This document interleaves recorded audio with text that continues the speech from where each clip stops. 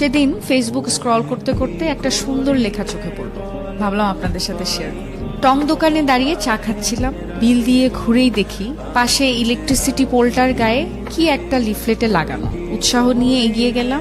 সাদা কাগজে লাল কালি দিয়ে বড় বড় করে লেখা, আমি 1000 টাকার একটা নোট এখানে হারিয়ে ফেলেছি, যদি কেউ খুঁজে পান দয়া করে আমার কাছে পৌঁছে দিন।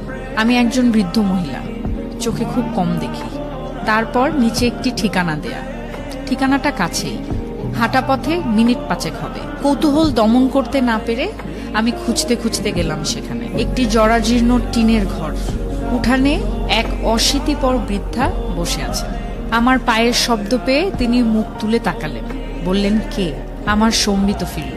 গলির মাথায় আমি আপনার 1000 টাকা খুঁজে পেয়েছি। আমার কথা শুনে তিনি হাউমাউ করে কাঁদতে লাগলেন।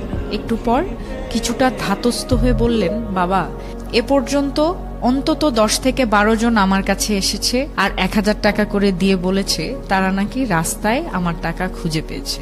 আমার কোনো টাকা হারায়নি, ওই লেখাগুলো আমার না। আমি খুব একটা পড়ালেখাও জানি না। আমি নিচু হয়ে ওনার হাত ধরে বললাম, যাই হোক, সন্তান মনে করে আপনি টাকাটা রেখে দিন। এ কথা শোনার পর তিনি টাকাটা নিয়ে বললেন, বাবা, আমি খুব অসুস্থ, ভালো করে হাঁটতে চলতে পারি না, কি যে তোমায় খেতে দেই। এই বলে তিনি অনেক কষ্টে লাঠি ভর দিয়ে বারান্দায় উঠলেন। আমার মনে হলো তিনি এক্ষুনি পড়ে যাবেন।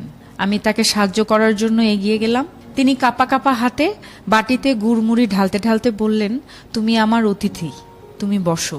আমার পেটে একটুও ক্ষুধা ছিল না, তবুও কিছুটা বৃদ্ধার আন্তরিকতায় মুগ্ধ হয়ে বাকিটা তার সাথে আরো খানিকক্ষণ গল্প করার লোভে ধীরে ধীরে গুড়মুড়ি খেতে লাগলাম। কথায় কথায় জানলাম এই পৃথিবীতে আপনজন বলতে উনার কেউ নেই। আগে ভিক্ষা করতেন, কিন্তু অসুস্থ হবার